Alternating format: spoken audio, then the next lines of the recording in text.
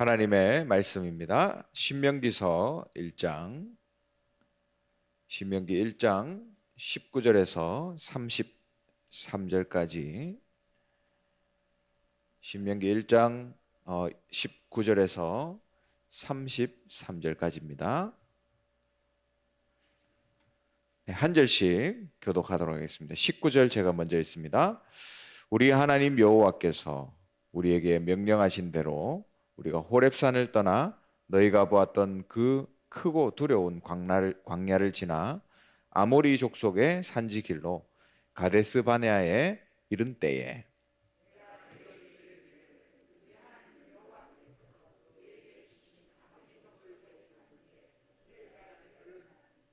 너희의 하나님 여호와께서 이 땅을 너희 앞에 두셨은즉 너희 조상의 하나님 여호와께서 너희에게 이르신 대로 올라가서 차지하라. 두려워하지 말라. 주저하지 말라 한즉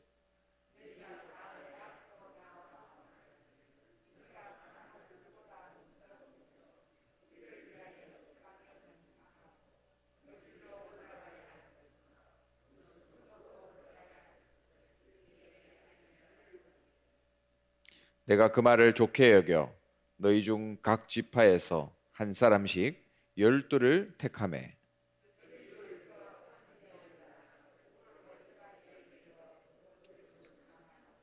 그 땅의 열매를 손에 가지고 우리에게로 돌아와서 우리에게 말하여 이르되 우리의 하나님 여호와께서 우리에게 주시는 땅이 좋더라 하였느니라.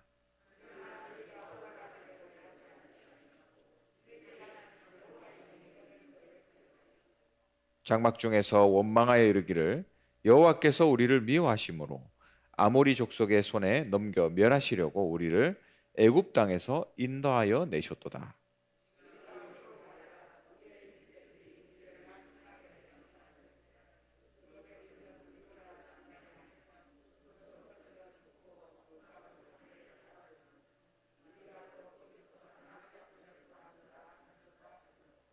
내가 너희에게 말하기를 그들을 무서워하지 말라, 두려워하지 말라.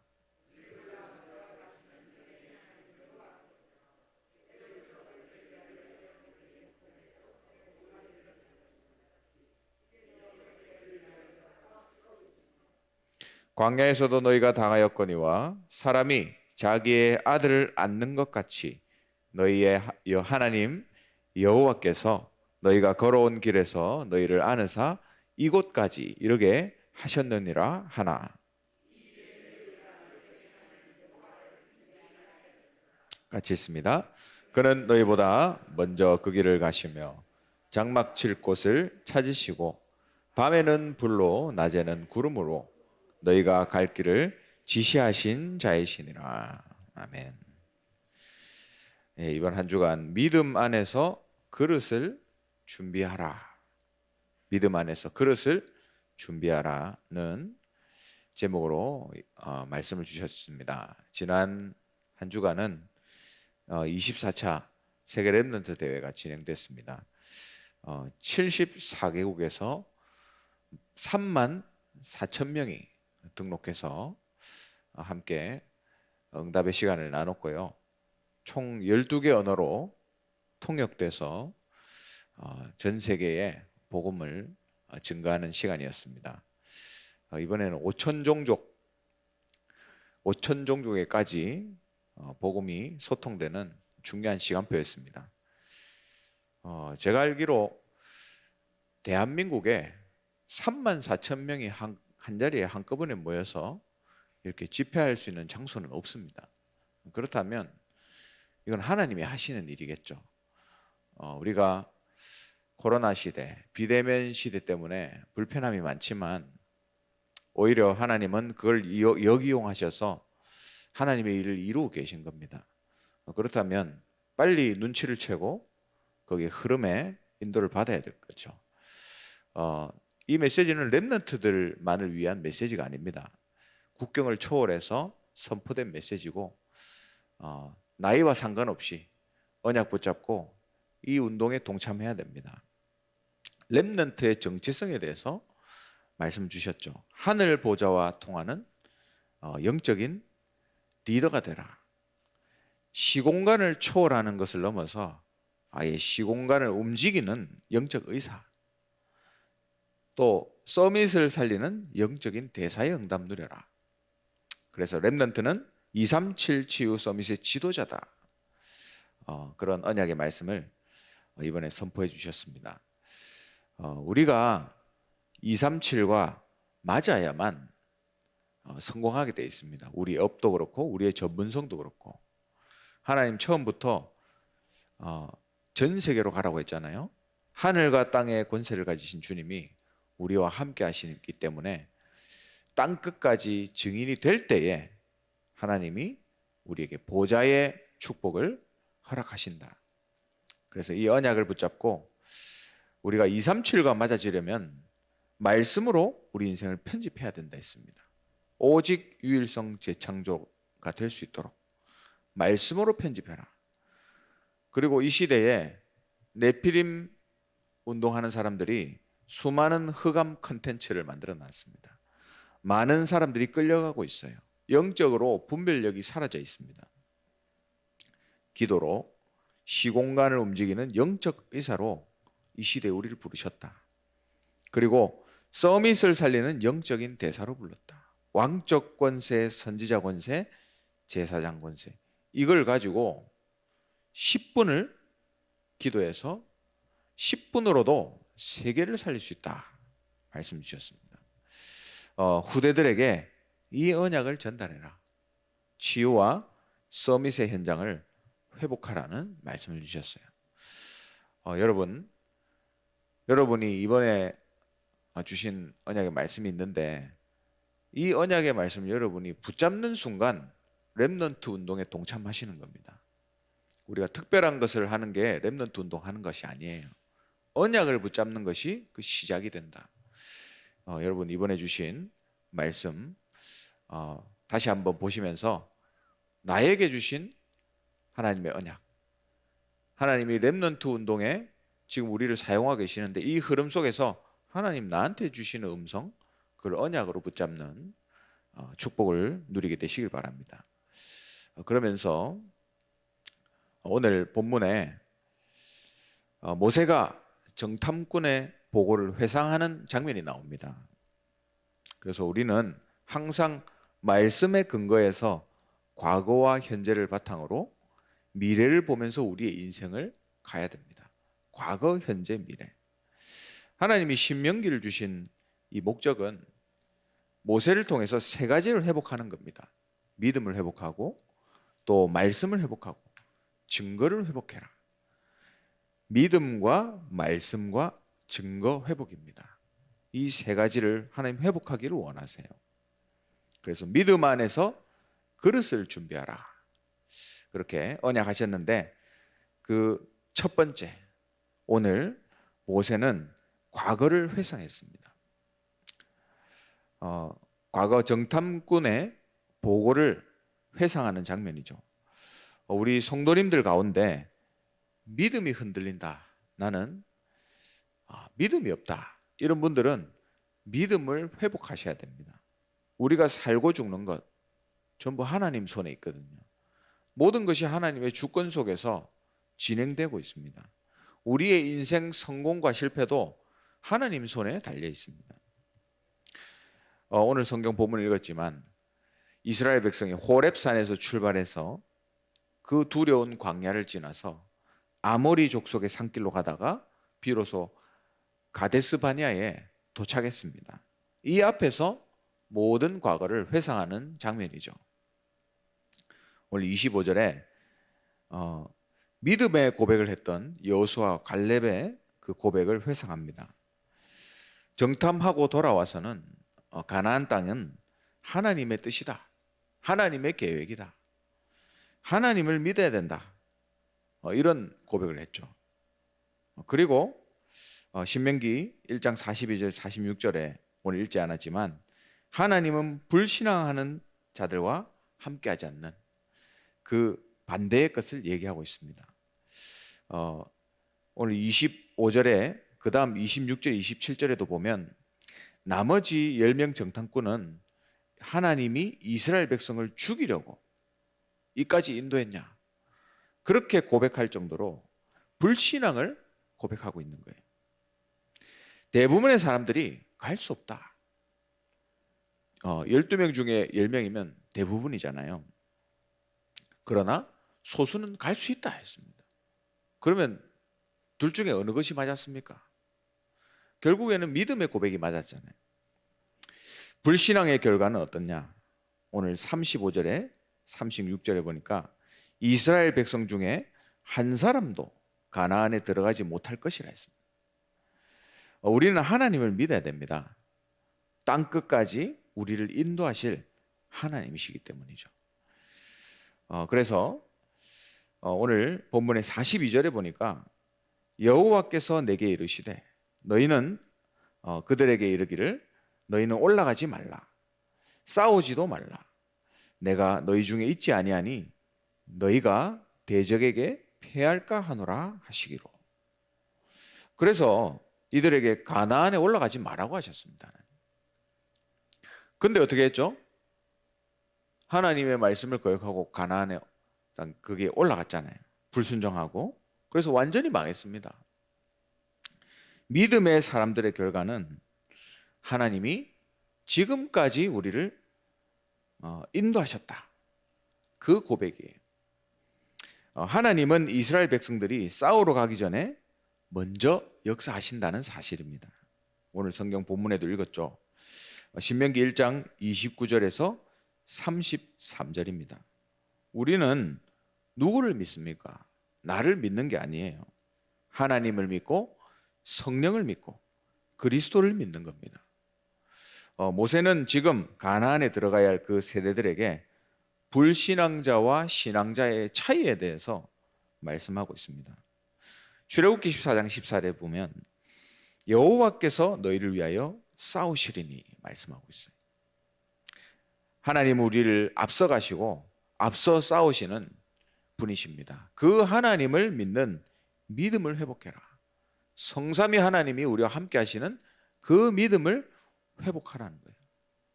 그래서 이 첫 번째 모세의 과거의 회상을 통해서 믿음을 회복하라. 불신앙자와 신앙자의 차이를 말씀하고 있습니다. 그럼 두 번째로 이 믿음 회복하기 위해서 우리는 역사를 공부해야 됩니다. 5가지 역사인데요. 첫 번째는 성경의 역사입니다. 성경의 역사는 2가지를 기록하고 있어요. 복음 운동하지 않는 자들은 망했고 복음 운동하는 자들을 하나님이 역사하셔서 성공하게 하시고 사용하셨다는 겁니다. 아브라함과 롯의 차이죠. 요셉과 그 형들의 차이입니다. 요셉은 애굽에서 하나님이 무슨 일을 하실지 알았어요. 형들은 전혀 알지를 못했습니다.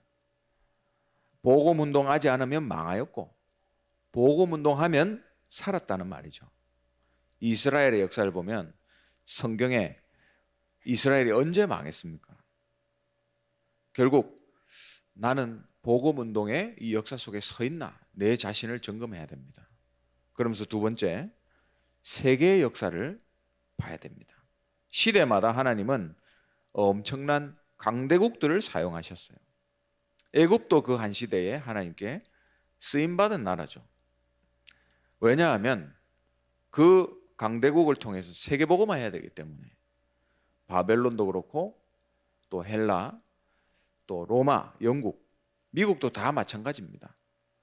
자기가 잘난 줄 아는데 완전히 착각인 거죠. 하나님이 세계복음화 때문에 잘 되게 하시고 사용하신 겁니다.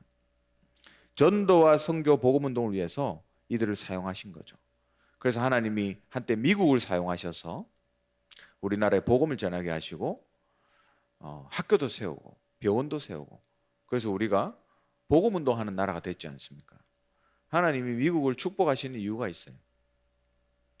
세 번째, 교회의 역사를 보시기 바랍니다. 복음운동하면 핍박은 당연히 일어나게 돼 있다. 그걸 기억해야 돼요. 한 번도 예외가 없었다는 사실입니다. 그러나 중요한 것은 복음운동하는 개인과 교회는 절대로 망하지 않는다. 하나님 끝까지 지키시고 사용하신다. 그 말입니다. 네 번째, 전도의 역사를 보시기 바랍니다. 전도자들에게 어떤 일이 일어났는가? 하나님이 전도자들에게는 미리 앞서서 응답하시는 축복을 주셨어요. 우리나라에도 순교자들이 많이 나왔잖아요. 그 순교자들이 자기의 힘으로 순교한 것이 아닙니다. 하나님이 그것을 미리 감당할 수 있는 힘과 능력을 주신 것이죠.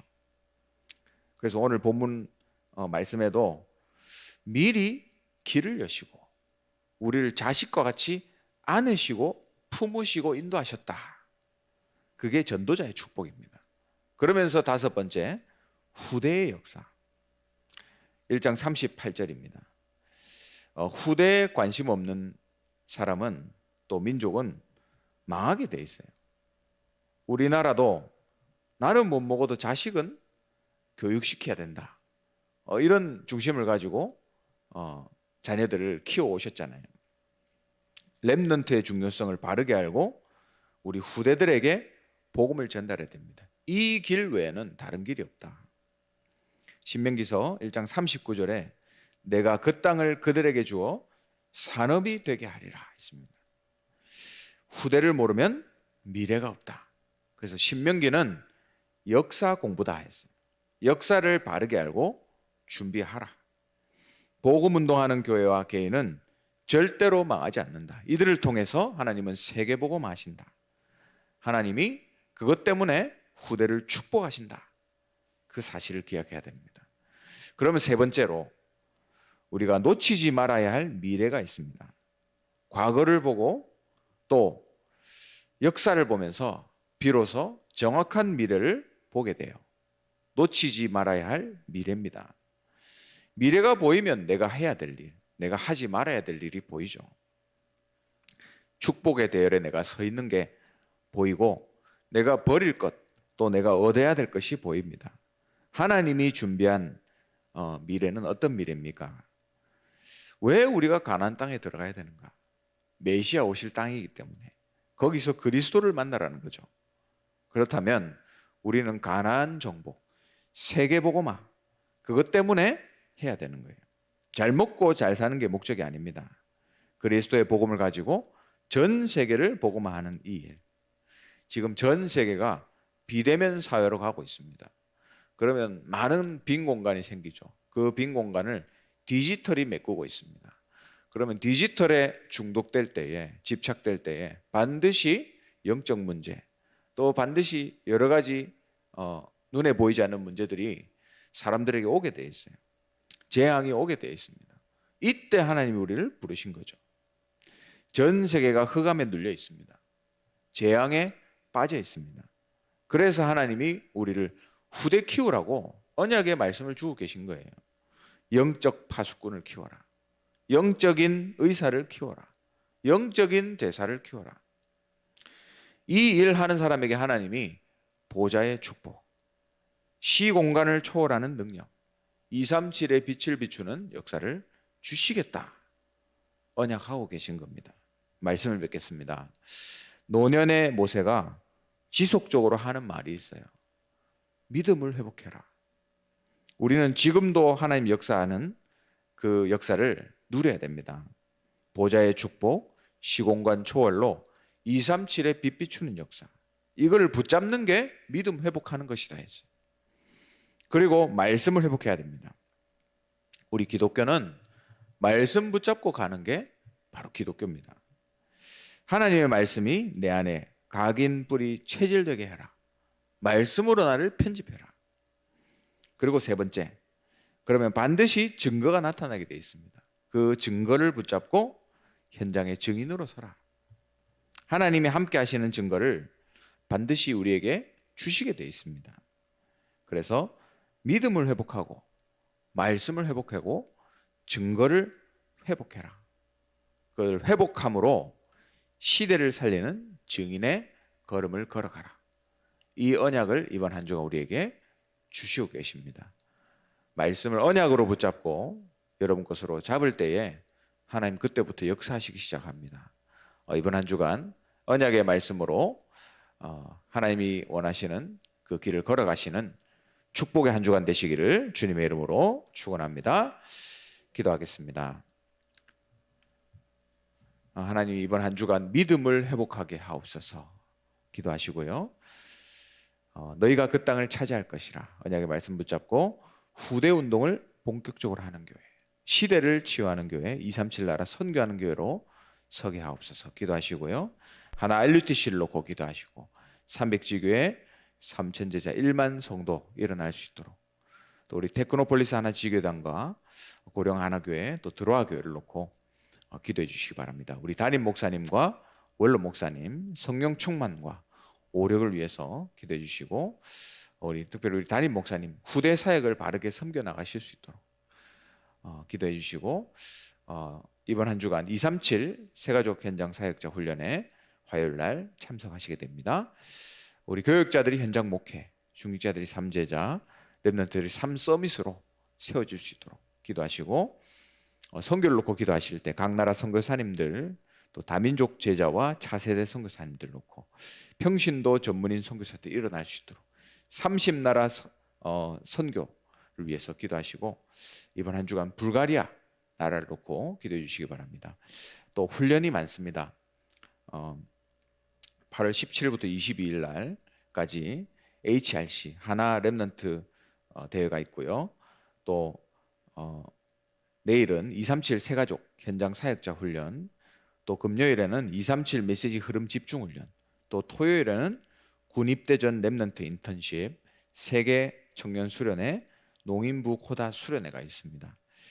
훈련에 임하는 모든 분들이 정말 믿음을 회복하는 중요한 시간표가 되도록 기도하시고, 마지막으로 현장에 어려움 속에 있는 모든 성도님들 놓고 하나님 치유의 증인으로 하나님 말씀으로 치유해 달라고 기도해 주시고, 마지막으로 개인적인 기도 제목 가지고 힘주신 느 기도하시다가 자유롭게 돌아가시기 바랍니다. 기도하겠습니다.